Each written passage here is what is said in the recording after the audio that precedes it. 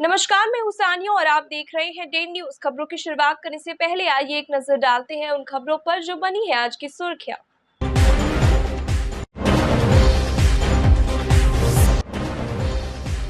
चाची का हत्यारा चढ़ा पुलिस के हाथे। मुंबई भागने के दौरान रेलवे स्टेशन से पुलिस ने किया गिरफ्तार। पिछले दिनों पीट पीट कर अपनी चाची की कर दी थी हत्या।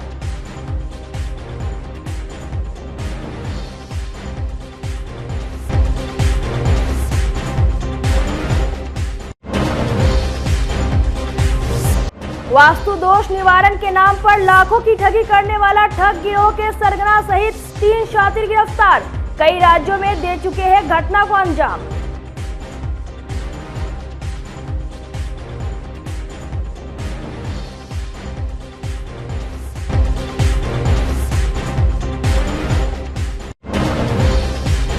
और नाम वापसी के आखिरी दिन तक किसी भी प्रत्याशी ने नहीं लिया अपना नामांकन वापस। मुजफ्फरपुर लोकसभा क्षेत्र से 26 उम्मीदवार रह गए हैं चुनाव मैदान में।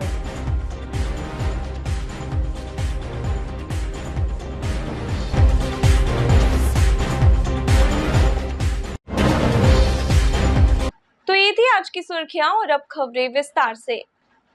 चाची की पीट कर हत्या करके फरार युवक जल्द ही पुलिस के हत्थे चढ़ गया। मुंबई भागने के दौरान पुलिस ने उसे रेलवे स्टेशन से गिरफ्तार कर लिया। जैसे कि दर्शकों को मालूम है कि सदर थाना क्षेत्र के हसन चक बंगरा के राहुल कुमार ने अपनी ही चाची मीना देवी की पीट कर हत्या कर दी थी और फरार हो गया था। राहुल उर्फ लालू नारायणपुर अनंत स्टेशन पर टिकट काटते पकड़ा गया। यहां से वह पैसेंजर ट्रेन पकड़कर मुजफ्फरपुर जंक्शन जाता और जंक्शन से पवन एक्सप्रेस से मुंबई निकल जाता। इसी बीच आरपीएफ की सक्रियता ने उसकी प्लानिंग फेल कर दी। सदर थाना की पुलिस से सूचना मिलते ही आरपीएफ इंस्पेक्टर मनोज कुमार यादव ने जवानों के साथ राहुल को तलाशना शुरू कर दिया। वह टिकट काउंटर के पास मिल गया। पूछताछ में राहुल ने अपनी चाची की हत्या करने का जुर्म कबूल किया है। इस मामले में सिटी एसपी अवधेश दीक्षित ने बताया कि मृतका की बहू के आवेदन पर एफआईआर दर्ज कर आगे की कार्रवाई की जा रही है। उन्होंने बताया कि 3 मई को आरोपी के चाचा रामशरण महतो ने अपनी पत्नी की हत्या करने का आरोप भतीजे लालू पर लगाया था। सदर थाना अंतर्गत हसन चक बंगरा गांव में एक महिला की मारपीट करके उसको इंजर्ड किया गया था। उसके बाद में उसको हॉस्पिटल में एडमिट कराया गया था और कुछ दिन तक वो सीरियसली आईसीयू में एडमिट थी, काफ़ी सीरियस कंडीशन में थी और उसकी फिर डेथ हो गई थी। तो 5 तारीख को फिर हम लोगों ने एफआईआर रजिस्टर की। जो एफआईआर में जिन लोगों का नाम दिया गया था उससे चीज़ स्पष्ट था कि जिस महिला की मृत्यु हुई है उसी के भतीजे ने मारपीट में उसको मारा है। तो हम लोगों ने फिर 24 घंटे के अंदर उनके भतीजे को गिरफ्तार किया है और आज हम लोग उसको जेल भेज रहे हैं। और उसने भी अपना अपराध स्वीकार किया है कि उसने मारपीट में ज़मीन का विवाद चल रहा था, उसको लेकर के उसने उसका मर्डर किया था। कहाँ से पकड़े गए और कैसे पकड़े गए? इसको क्योंकि भागने की फिराक में था, बेला से रेलवे स्टेशन से भागने की फिराक में था, तो हम लोगों ने फिर इन्फॉर्मेशन थी हम लोग के पास, तो उसी की वजह से हम लोगों ने इसकी गिरफ्तारी की है। बरामद क्या कुछ किया गया? बरामद अभी लोगों ने कुछ किया नहीं है, लेकिन गिरफ्तारी हो चुकी है। क्या नाम है जिसकी हम लोगों ने गिरफ्तारी की है? उसका नाम राहुल है और ये पहले भी लूट के केस में पीपरा कोटी थाना पूर्वी चंपारण से जेल जा चुका है। पिछले अप्रैल माह में मुजफ्फरपुर के एक वृद्ध दंपति ने सदर थाने में सोने की चैन और नगद 20,000 रुपए की ठगी किए जाने की शिकायत दर्ज कराई थी। इस दौरान पानापुर करिया थाना क्षेत्र में भी इसी तरह की एक और घटना प्रकाश में आई, जिसमें वास्तु दोष से घर के सदस्य की मृत्यु हो जाने का डर दिखाकर मां बेटी ने ऑनलाइन 70,000 रुपए ठगी करने का मामला दर्ज हुआ। कांड की गंभीरता को देखते हुए पुलिस की एक विशेष टीम गठित की गई। टीम ने सीसीटीवी फुटेज के आधार पर 24 घंटे के भीतर घटना में शामिल मुख्य सरगना प्रेम कुमार देव को दरभंगा से गिरफ्तार कर लिया। पूछताछ के बाद उसके सहयोगी लक्ष्मण लाल देव नागेंद्र कुमार लाल को कटरा थाना क्षेत्र से गिरफ्तार किया। इनके पास से 34,700 नकद रुपए, सोने की 2 चैन, ठगी में इस्तेमाल कार एवं रंग बिरंगे पत्थर बरामद किए। सिटी एसपी अवधेश दीक्षित ने बताया कि इन सभी ठगों ने छत्तीसगढ़, उत्तर प्रदेश, ओडिशा और झारखंड सहित अन्य कई राज्यों में भी इस प्रकार की घटना को अंजाम दिया है। कार्रवाई की है उनसे संबंधित एक पीसी हम लोग अभी किए हैं। पहली घटना है जिसमें पिछले कुछ दिन से एक गैंग के बारे में कंप्लेन आ रहा था जो स्पेशली रूरल एरिया में घूम घूम करके, और जो बुज़ुर्ग दंपत्ति होते हैं या फिर कोई महिला, जो बुज़ुर्ग महिला है फिर बुज़ुर्ग पुरुष है, उसके पास जा कर के और उससे उसके घर में कुछ वास्तु दोष की कमी निकाल करके या फिर उसकी हस्तरेखा देख करके और अपनी कमी निकालना कि तुम्हारे घर में ये प्रॉब्लम है, ये समस्या है, या फिर इसमें तुम्हारे घर में किसी की शादी नहीं हो रही है, नौकरी नहीं लग रही है, या फिर आने वाले टाइम में आपके साथ में कुछ बुरी घटना घटित हो सकती है। इस तरह का उनको एक डर दिखा करके और उनके साथ उनको एक ट्रैप में फंसा करके और फिर अपना एक बैकग्राउंड दे करके कि हम लोग ये सारे आपके जो दोष हैं उनको दूर करते हैं, ऐसा उनको ट्रैप में ले करके और उन लोगों के साथ में पैसे की ठगी कर रहे थे। तो पिछले जैसे पानोपुर करियात में एक दंपत्ति के साथ में इन्होंने एक घटना की थी, उसके बाद में सदर थाने में कच्ची पक्की एरिया में भी एक घटना हुई थी। तो इसमें संज्ञान लिया गया और डीएसपी साइबर की उसमें लीड में हम लोगों ने एक टीम का गठन किया जिसमें बाकी इंस्पेक्टर्स और बाकी टीम मेंबर्स भी थे, और इन लोगों ने इस गैंग को वीडियो फुटेज के आधार पे और जो टेक्निकल अनुसंधान करते हुए टीम को पकड़ा है। और ये जो गैंग है ये दरभंगा बेस्ड है, और इस गैंग में जैसा इन लोगों ने अभी तक बताया उसके हिसाब से इस चीज़ क्लियर हो रही है कि एक लालदेव जाति होती है जो अपने आप को देवहर जाति भी बोलते हैं, इसके ज़्यादातर ये लोग हैं, और ये लोग घूम घूम करके धर्म के नाम पर फ्रॉड करते हैं और जो बुजुर्ग दंपत्ति हैं उनको अपने जाल में फंसाते हैं। और ये गैंग ना सिर्फ मुजफ्फरपुर बल्कि बिहार के कई सारे शहरों में भी इसने क्राइम किया है, और इसके अलावा आसपास के राज्यों स्पेशली उड़ीसा, झारखंड, छत्तीसगढ़, यहाँ पर भी इन लोगों की कंप्लेंट्स आई हैं और इन्होंने भी कन्फेस किया है। तो आप सबके माध्यम से हमारी बाकी लोगों से अपील है कि अगर किसी और व्यक्ति के साथ में इस तरह की घटना कभी हुई हो तो वो सामने आए, ताकि हम लोग के अनुसंधान में उस चीज़ को सामने लेकर आए। रिकवरी में हम लोग के पास इनके पास से कुछ एक तो सोने की चेन बरामद हुई है, गीता जिसको दिखा करके ये लोग फ्रॉड करते हैं वो बरामद हुई है, कुछ पत्थर जिसको ये लोग बोलते हैं कि उन पत्थर से दोष दूर हो जाता है वो हम लोगों ने बरामद किए हैं। अब तक कितनी घटनाओं को ये लोग अभी तक हम लोग के नॉलेज में हम लोग के एरिया में 2 घटनाएं आई हैं, लेकिन और भी इन्होंने जैसे बताया कि इन लोग लगातार इनका पेशा ही यही है, ये लोग घूम घूम करके सिर्फ यही घटनाएं करते हैं। तो मेरे को उम्मीद है कि इन लोगों के पास दर्जनों से ज़्यादा घटनाएं होंगी, जो जब बाकी लोग जैसे जैसे अगर आएंगे तो हम लोग को और क्लियर हो पाएगा। कितने लोग हैं, कितने सदस्य शामिल हैं इसमें, कितने लोग? अभी तक हम लोग इसमें 3 लोगों को पकड़े हैं, लेकिन जैसा इन लोगों का कहना है कि इन लोग की गैंग बड़ी है और इनका पेशा ही यही है। तो ये साधु के वेश में जाते थे क्या? साधु के वेश में नहीं रहते थे, लेकिन ये लोग पंडित के वेश में रहते थे कि हम लोग पंडित हैं और लालदेव पंडित हैं हम लोग, और हम लोग का काम यही है। कहाँ के ये रहने वाले हैं? ये सब लोग दरभंगा के रहने वाले। नीट परीक्षा के दौरान रविवार को मुजफ्फरपुर के डीएवी मालीघाट केंद्र पर दूसरे अभ्यर्थियों के बदले परीक्षा देने के संदेह में एक अभ्यर्थी को रोका गया। सूचना पर मिठनपुरा थाने की पुलिस भी पहुंच गई। करीब 2 घंटे तक पूछताछ करने के बाद स्कूल की प्रिंसिपल ने पुलिस को ना सौंपकर उसे छोड़ दिया। सिटी एसपी अवधेश दीक्षित ने बताया कि परीक्षार्थी के एडमिट कार्ड और आधार कार्ड की तस्वीर में कुछ अंतर मिलने पर वीक्षकों ने परीक्षा समाप्त होने के बाद उसे रोक लिया था। परीक्षार्थी राजस्थान का रहने वाला बताया गया। स्कूल की प्राचार्य से केंद्राधीक्षक भारती नायक ने संदेह के आधार पर अभ्यर्थी को रोका और उससे पूछताछ की, लेकिन पुलिस को अभ्यर्थी से पूछताछ नहीं करने दिया गया। मिठनपुरा थाना अध्यक्ष ने बताया कि इस मामले में एफआईआर दर्ज कर लिया गया है। अब स्कूल की प्राचार्य की भूमिका की भी जांच हो रही है।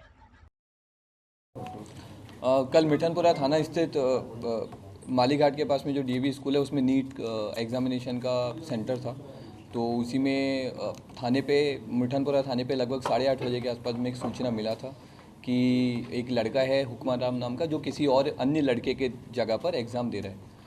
ये वहाँ की जो केंद्राधीक्षक हैं प्रिंसिपल मैडम, उन्होंने कॉल करके बताया था। उसके बाद में जब थाने से इमीडिएटली टीम जब रश की तो वहाँ पर हम लोग पुलिस को उस लड़के से नहीं मिलने दिया गया और ना ही उसमें कुछ फॉर्मल उन्होंने कंप्लेंट रजिस्टर की। और इसके बाद में जब हम लोगों ने आगे इसमें इंक्वायरी की तो इंक्वायरी में चीज़ समझ में आई कि वहाँ पर जो मजिस्ट्रेट की ड्यूटी लगती है जिला प्रशासन के द्वारा, उस मजिस्ट्रेट को भी इन लोगों ने सूचना नहीं दी कि इस तरह का एक व्यक्ति है जिसको हम लोगों ने इम्पर्सोनेशन करते हुए पकड़ा है। और बाद में फिर पुलिस को सूचना मिली कि वो लड़का वहाँ से भाग गया है।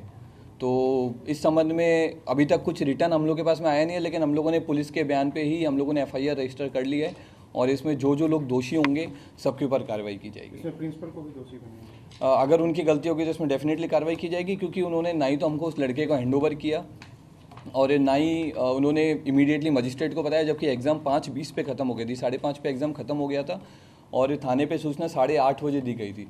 तो 3 घंटे तक उन लोगों ने क्या किया उस चीज़ वो अभी जांच का विषय। आज इंक्वायरी में गए हुए थे, क्या कुछ पता चला? हाँ, तो आज हम लोग उसी को लेकर के इंक्वायरी में गए थे और इसमें हम लोगों ने FIR रजिस्टर किया है लड़के के अगेंस्ट में और अनअज्ञात पे भी किया है। अगर इसमें कहीं भी अनुसंधान में स्कूल की का रोल होगा तो हम लोग डेफिनेटली उसमें कार्रवाई करेंगे। वैशाली लोकसभा निर्वाचन क्षेत्र से नामांकन के आखिरी दिन साधु के भेष में एक उम्मीदवार नामांकन पत्र दाखिल करने पहुंचा। नॉमिनेशन फाइल करने के बाद साधु ने कहा कि सभी लोग जनता को ठगने और लूटने का काम करते हैं, उन्हें ईश्वर ने भेजा है। वे वैशाली के लोगों की परेशानी को दूर करेंगे और सभी समस्याओं से निजात दिलाने का भी काम करेंगे। क्या कुछ है माने हम नॉमिनेशन करने के लिए हम आए हैं, जो बोले कि माने जनहित के लिए बल्कि हम चुनाव लड़ रहे हैं और सब जो चुनाव लड़ रहा है जनहित के लिए इतना लगा रहा है, बल्कि एमपी का टिकट बल्कि करोड़ों खरबों में खरीदने का काम कर रहा है। हम तो जनता का बल्कि माने हम सेवक है, हम जनता का सेवक है, आज भी बल्कि हम सेवक है, कल भी हम रहेंगे। लोग कहता है कि जीतने से पहले कोई भी नेता यही बतवा कहता है, जीत गया के बाद में सबकी नीति यहाँ चेंज हो जाता है, वो नहीं है। हम भगवान श्री महाकाल का अंश है, हम साधु महात्मा है। वो जो हम आज भी भिखारी है, कल भी भिखारी रहेंगे, जीतियो गेला के बाद में भिखारी रहेंगे। और ये हो गला के बाद में काहे न राजनीति का लोग व्यापार बना दिया हुआ है। ये राजनीति का ये न्याय का कुर्सी है कि कुर्सी पर बैठ के न्याय किया जाता है। जो बल्कि गरीब है, जो मजबूर है, जो निर्दोष है, जो ओकरा खिलाफ में बल्कि माने नेता लोग बल्कि माने ऐसा बल्कि कानून बल्कि माने लाता है, जो बल्कि गरीब मजबूर का बल्कि माने हित में नहीं रहता है, तो वो सब पर संशोधन किया जाएगा। देश में रहते हैं इसी देश में, हाँ इसी देश में हम रहते हैं, हाँ असही बल्कि मन हम रहते हैं। तो वो हम बल्कि मन हम चुनाव हम लड़ रहे हैं, तो ये हम जीतने के बाद में वैशाली लोकसभा से हम चुनाव लड़ रहे हैं, वैशाली लोकसभा से हम चुनाव लड़ रहे हैं।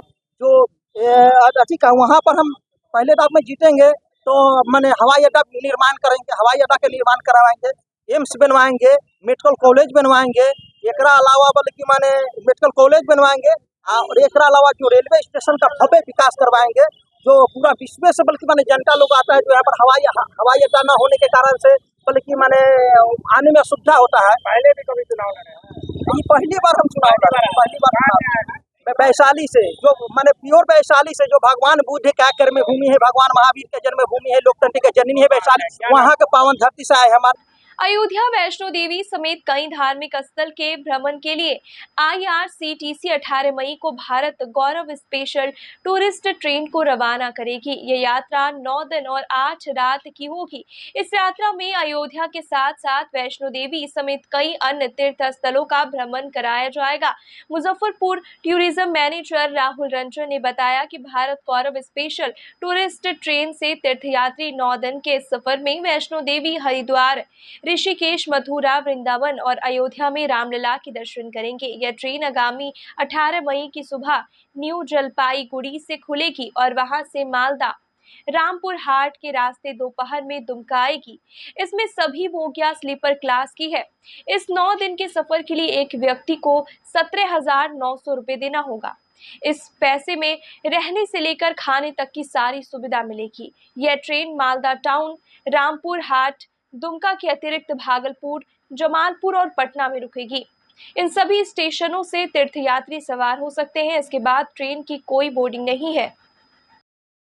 ये बताना ये चाह रहा हूँ कि IRCTC ने, इंडियन रेलवे टूरिज्म कॉरपोरेशन ने, केटरिंग एंड टूरिज्म कॉरपोरेशन ने इस बार उत्तर भारत एवं रामलला दर्शन के लिए ये एक पैकेज लॉन्च किया है, जिसमें जो डेस्टिनेशन है मेन वो हैं माता वैष्णो देवी, हरिद्वार, ऋषिकेश, मथुरा, वृंदावन एवं अयोध्या है। ये ट्रेन जो है ये खुलेगी 18 तारीख को, ये स्टार्ट हो रही है 18 मई 2024 को, और इसकी रिटर्न जर्नी होगी 26 मई 2024 को, जो कि 8 रात और 9 दिनों का पैकेज होगा। इस ट्रेन में जो स्टार्ट होगी वो होगी न्यू जलपाईगुड़ी, मालदा टाउन, रामपुर हाट, दुमका, भागलपुर, जमालपुर, किऊल एवं पटना होते हुए अपने डेस्टिनेशन को जाएगी। इस ट्रेन का जो किराया है स्लीपर का वो है 17,900 और थर्ड एसी का किराया है 29,500। और थर्ड एसी जो एसी है उसमें होटल आपके एसी रहेंगे और बसेस जो होंगे एसी रहेंगे, और स्लीपर में स्लीपर की रहेगी। इसमें जो भोजन की व्यवस्था होगी वो शुद्ध शाकाहारी होगी, जिसमें 3 टाइम के मील इसमें दिए जाएंगे। मॉर्निंग टी दी जाएगी, ब्रेकफास्ट दिया जाएगा, दोपहर का भोजन दिया जाएगा और रात का भोजन दिया जाएगा। सारे भोजन केवल शाकाहारी होंगे। यात्रियों के लिए बीमा की व्यवस्था होगी। प्रत्येक कोच में टूर एस्कॉर्ट एवं सुरक्षा व्यवस्था होगी। IRCTC के टूर मैनेजर भी होंगे, जो सारे यात्रियों को कभी भी कोई दिक्कत न हो इसको असिस्ट करते हुए यात्रियों को हर सुविधा, ताकि किसी तरह का यात्रा के दौरान कोई दिक्कत न हो। क्या क्या दर्शन कराएंगे? इसमें हम दर्शन कराएंगे आपको माता वैष्णो देवी, हरिद्वार, ऋषिकेश, मथुरा, वृंदावन एवं अयोध्या। अयोध्या इस बार ये मेन जोड़ा गया है ताकि अधिक से अधिक लोग रामलला का दर्शन कर सके, इसलिए अयोध्या है। और ये यात्रा टोटल जो है 8 रात 9 दिनों की यात्रा कहाँ से होगी। ट्रेन खुलेगी? ट्रेन खुलेगी न्यू जलपाईगुड़ी से खुलेगी, मालदा टाउन होते हुए, रामपुर होते हुए, दुमका, भागलपुर, जमालपुर, क्यूल होते हुए, पटना होते हुए और आगे डेस्टिनेशन को जाएगी। ट्रेन का नाम बताइए। ट्रेन का नाम हो जाएगा ये है भारत गौरव स्पेशल टूरिस्ट ट्रेन है। इसका पैकेज कोड है EZBG 1616। इस पे यात्री जो है ऑनलाइन भी बुकिंग कर सकते हैं। ऑनलाइन बुकिंग करने के लिए हमारा वेबसाइट www.irctctourism.com पे जाके EZBG 16 पे क्लिक करेंगे तो उसमें आपका पूरा डिटेल आ जाएगा। अगर आपको वहाँ मुजफ्फरपुर लोकसभा निर्वाचन क्षेत्र से नाम वापसी के अंतिम दिन तक किसी अभ्यर्थी ने नाम वापस नहीं लिया। मुजफ्फरपुर निर्वाचन क्षेत्र के लिए उम्मीदवारों की कुल संख्या 26 रह गई है। आपको बता दें कि 6 मई के अपराह्न 3 बजे तक नाम वापसी का समय निर्धारित था। निर्वाची पदाधिकारी संजीव कुमार ने बताया कि किसी भी प्रत्याशी ने नाम वापस नहीं लिया है। मुजफ्फरपुर संसदीय क्षेत्र से इस बार 26 प्रत्याशी है, जिन्हें सोमवार को चुनाव चिन्ह का वितरण कर दिया गया था। उसका आखिरी दिन था, कितने लोगों ने नाम वापस, और अब तक कुल कितने प्रत्याशी है जो मैदान? मुजफ्फरपुर में कुल 28 लोगों ने कैंडिडेट्स ने नामांकन भरा था, जिसमें 2 नामांकन स्क्रूटनी में रिजेक्ट हो गया था। तो कुल 26 लोगों को नामांकन वैलिड थे और नाम वापसी आज 3 बजे तक उसका अंतिम समय था। एक भी नाम वापसी नहीं हुई है, किसी कैंडिडेट ने अपना नाम वापस नहीं लिया और 3 बजे के बाद फिर उन लोगों को सिंबल अलॉट कर दिए गए। सभी को सिंबल अलॉट कर दिए। कुल मिला के 26 प्रत्याशी मैदान? जी हाँ, कुल मिला के 26 प्रत्याशी मैदान में रह गए। 13 मई को मुजफ्फरपुर के मोतीपुर में आयोजित होने वाले प्रधानमंत्री नरेंद्र मोदी के कार्यक्रम के मद्देनजर SSP राकेश कुमार, DSP पश्चिमी और मोतीपुर अंचलाधिकारी के साथ स्थानीय भाजपा विधायक अरुण कुमार सिंह सहित कई अन्य भाजपा नेताओं ने स्थल का निरीक्षण किया। दर्शकों को बता दें कि इस बार के लोकसभा चुनाव में PM मोदी मोतीपुर में जनसभा को संबोधित करेंगे। इससे पहले प्रधानमंत्री नरेंद्र मोदी चक्कर मैदान, पताही और बोचहा में लोगों को संबोधित कर चुके हैं। प्रधानमंत्री जी का कार्यक्रम 13 तारीख को वैशाली संसदीय क्षेत्र और मुजफ्फरपुर संसदीय क्षेत्र के चुनाव प्रचार के क्रम में यहाँ निर्धारित हुआ है, मोतीपुर शुगर फैक्ट्री के मैदान में। उसी सिलसिले में जिला प्रशासन भी यहाँ पे स्थल का निरीक्षण करने आया हुआ था और हम लोग भी आए थे। फाइनली इसको सिलेक्ट कर लिया गया है। 13 तारीख को प्रधानमंत्री जी का कार्यक्रम इसी सभा स्थल पर होगा। विद्यार्थी परिषद मुजफ्फरपुर विभाग की ओर से सोमवार को बिहार विश्वविद्यालय के सीनेट हॉल में मतदाता जागरूकता अभियान के तहत लोकतंत्र के महापर्व में छात्र युवाओं की भूमिका विषय पर आयोजित संगोष्ठी में परिषद के राष्ट्रीय महामंत्री एवं मुख्य वक्ता याज्ञवल्क्य शुक्ल ने कहा कि पिछले 2 चरणों के चुनाव में मतदान प्रतिशत में कमी आई है। इससे प्रतीत होता है कि छात्र युवा तो मतदान कर रहे हैं, किंतु गांव समाज के लोगों को लोकतंत्र में सहभागिता सुनिश्चित करने के लिए प्रेरित नहीं कर पा रहे हैं। उन्होंने कहा कि हमें नोटा के प्रयोग से भी बचना चाहिए। मौके पर संगठन के प्रांत उपाध्यक्ष प्रोफेसर आभा रानी, क्षेत्रीय छात्रा कार्य प्रमुख ममता कुमारी, प्रांत कोषाध्यक्ष चौधरी साकेत, विभाग संयोजक दीपंकर गिरी, मनोज कुमार, उपेंद्र कुमार, अमर बहादुर शुक्ला, प्रांत कार्यालय मंत्री प्रभात मिश्र, महानगर छात्र विस्तारक अभिषेक कुमार सहित सैकड़ों छात्र छात्राएं उपस्थित रहे। ABVP के द्वारा आज मुजफ्फरपुर जिले के अंदर में यानी महानगर के अंदर में कार्यक्रम आयोजित की गई। पूरे देश में विद्यार्थी परिषद मतदाता जागरूकता अभियान लोकमत परिष्कार अभियान हम सब लोग चला रहे हैं और हमारा क्लियर उद्देश्य है कि बड़ी संख्या में लोग वोट करने के लिए आएँ, क्योंकि देश में 18 से 29 साल का जो मतदाता है उसकी संख्या लगभग 22 करोड़ के आसपास है और बड़ी संख्या में यूथ देश के डेवलपमेंट के ग्रोथ के इंजन हैं। इसलिए वोट भी करना है और वोट करने के लिए दूसरे को प्रेरित करना है। इसकी भूमिका को लेकर के आज हम सब लोगों की बैठक अभी चली, एक सम्मेलन हुआ मुजफ्फरपुर के महानगर के अंदर में और नौजवानों ने तय किया है कि देश की प्रगति को हम और गति देना चाहते हैं और भारत जिस गति से आगे बढ़ रहा है दुनिया के अंदर में, उस गति को और हम सब लोग स्पीड अप करना चाहते हैं ताकि विश्व गुरु भारत बने, विकसित भारत बने। उसी दिशा में लोगों को मतदान करने के लिए प्रेरित करने के लिए हम लोगों ने संकल्प लिया है। वोटिंग परसेंटेज इतना कम क्यों हो जाता है, क्या कारण लगता है, क्या कारण? देखिए, स्वाभाविक रूप से बिहार जैसे राज्य में वोटिंग परसेंटेज कम होना थोड़ा एक हमारी परंपरा के विरुद्ध है, लेकिन बड़ी संख्या में लोग एग्जैक्ट कारण के ऊपर में जब विवेचना करने की चीज़ है, बड़ी संख्या में लोग बाहर हैं, जो प्रवासी लोग हैं वो नहीं, उनका वोटर लिस्ट में नाम बिहार में है लेकिन वो बाहर रह रहे, वो भी एक कारण है। दूसरा बड़ी कारण है कि लोगों के बीच में एक मतदान को लेकर उनकी भूमिका सुस्पष्ट नहीं हो पाती है। मतदान सिर्फ चुनाव के लिए नहीं, अपनी भूमिका के लिए है। हम बेहतर भारत में हमारी कहाँ भूमिका है, इस भाव को जगाने के बाद वोटिंग परसेंटेज बढ़ेगा। निश्चित तौर पर उसी दिशा में लोग प्रयास कर रहे हैं और आप सब लोग प्रयास कर रहे हैं, प्रशासन प्रयास करती हुई दिखाई दे रही है, सभी दल प्रयास करते हुए दिखाई दे रहे हैं, सभी पॉलिटिकल पार्टी के कार्यकर्ता भी इस विषय पर ध्यान दें कि वोटिंग परसेंटेज उनके एरिया में ठीक से बढ़े। सभी लोग प्रयास करेंगे तो डेफिनेटली वोटिंग परसेंटेज बिहार के अंदर में इंक्रीज करेगा। यूथ के लिए क्या कहेंगे, किस आधार पर वोट? देखिए, आने वाला समय भारत का है, दुनिया के प्रत्येक प्रश्नों का उत्तर भारत के पास है और भारत के प्रश्नों का उत्तर यूथ के पास है। इसलिए भविष्य की तैयारी के लिए 2024 का चुनाव युवाओं के लिए महत्वपूर्ण है। इसलिए युवा सभी काम को छोड़ करके प्रत्येक दिन 10 नए वोटर को जगाने का काम करे और उनको मतदान केंद्र तक लाने का काम करे। जिन नौजवानों का, युवक युवतियों का उम्र 18 साल से नीचे है, उनको भी कैटलिस्ट की भूमिका में, उत्प्रेरक की भूमिका में मतदान के लिए आगे आना पड़ेगा, क्योंकि देश हम सबका है। युवाओं ने देश को आगे बढ़ाना है और दुनिया के बुलंदी पर भारत को लेकर जाना है, इसलिए हम अपनी भूमिका को जगाना ही पड़ेगा हमें।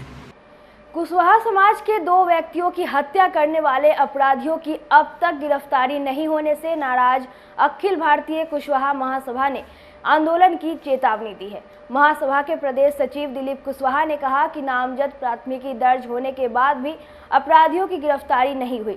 अगर जल्द ही पुलिस आरोपितों की गिरफ्तारी नहीं करती है तो अखिल भारतीय कुशवाहा महासभा प्रदर्शन करेगी। बता दें कि पिछले 1 सप्ताह में मुजफ्फरपुर के सिवाई पट्टी थाना क्षेत्र के सुनील कुशवाहा और मीनापुर थाना क्षेत्र के अजय महाकाल की अपराधियों ने हत्या कर दी थी। दोनों ही मामले में अभी तक एक भी अपराधियों की गिरफ्तारी नहीं हुई है। से मुजफ्फरपुर जिला अंतर्गत 1 सप्ताह के अंदर 2 कुशवाहा समाज के लोगों को अपराधी द्वारा हत्या कर दी जा रही है। जो एक पेशा से एडवोकेट थे, जो आपको सिवाई पट्टी थाना अंतर्गत उनका घर पड़ा सुनील कुशवाहा जी, और दूसरे ठीक वही 2-3 दिन बीतने के बाद अपराधियों द्वारा मीनापुर थाना क्षेत्र के खेमाई पट्टी निवासी अजय कुशवाहा उर्फ महाकाल, जो ठेकेदार थे, उनकी भी निर्मम हत्या कर दी गई अपराधियों के द्वारा। 1-2 नहीं 5-5 6-6 गोलियां मारा गया और अभी तक इसमें यानी कि जो है सो नेम्ड FIR होने के बावजूद भी अभी तक एक भी अपराधी की गिरफ्तारी नहीं हुई है। और इसके लेकर के मैं मांग करता हूं जिला प्रशासन से और बिहार के माननीय मुख्यमंत्री श्री नीतीश कुमार जी और बिहार के डिप्टी CM आदरणीय श्री सम्राट चौधरी जी से मैं मांग करता हूं, अखिल भारतीय कुशवाहा महासभा के बैनर तले जो अविलंब अपराधी की गिरफ्तारी हो। अगर गिरफ्तारी नहीं होती है तो आने वाले समय में हम लोग शांतिपूर्ण ढंग से धरना और आंदोलन करने का काम करेंगे। अविलंब अभी तक जब ये लगभग 5-6 दिन बीत गया है और एक भी अभी तक अपराधी की गिरफ्तारी नहीं हुई है, यहाँ जो है सो एक कहीं ना कहीं एक सवाल खड़ा हो रहा है। तो हम लोग मांग करते हैं। मुजफ्फरपुर डायल 112 में अब बाइक सवार पुलिसकर्मियों को भी शामिल कर लिया गया है। शहरी क्षेत्र के डायल 112 को 31 बाइक मिली है। यह व्यवस्था इसलिए की गई है कि किसी भी तरह के वारदात, एक्सीडेंट या फिर आग लगने की सूचना मिलने पर बाइक सवार पुलिसकर्मी तुरंत मौके पर पहुंच जाए। पूरे बिहार में डायल 112 को 550 बाइक दी गई है, जबकि डायल 112 में पहले से 125 4 पहिया वाहन है। नई गाड़ी आते ही डायल 112 की बाइक टीम सड़क पर उतर गई है। बाइक में सायरन भी लगा है। इन पुलिसकर्मियों को एक टैब भी दिया गया है। बाइक की पिछली सीट पर बैठने वाले पुलिसकर्मी टैब रखेंगे। यह जीपीएस से जुड़ा रहेगा। अगर कोई डायल 112 को फोन करेगा तो उनसे यह जानकारी ली जाएगी कि घटना स्थल गली में है या मेन रोड पर। अगर गली मोहल्ले की घटना होगी तो बाइक सवार पुलिसकर्मी तुरंत मौके पर पहुंच जाएंगे।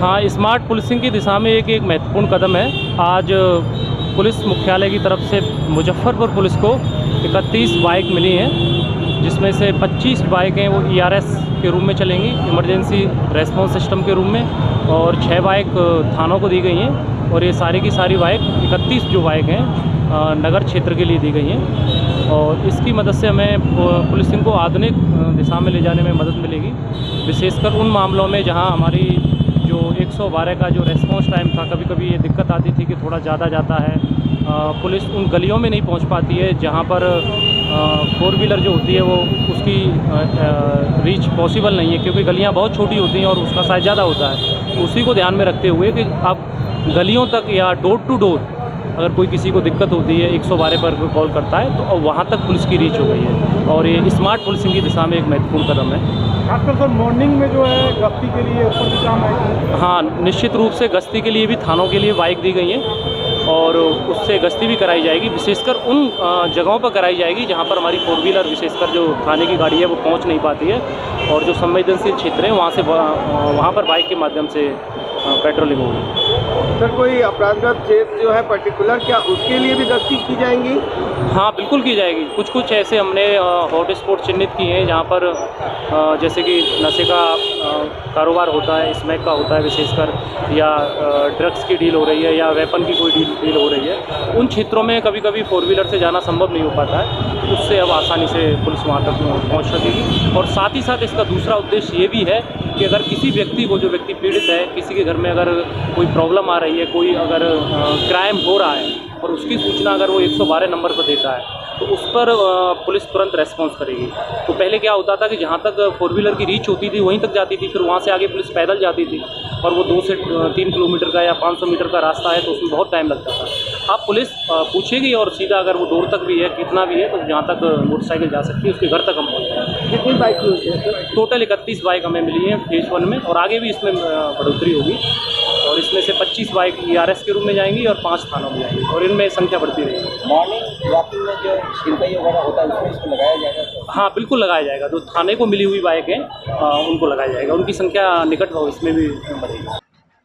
आज की खबरों में बस इतना ही। कल फिर मिलेंगे कुछ नई खबरों के साथ। तब तक के लिए हमें दीजिए इजाजत। नमस्कार।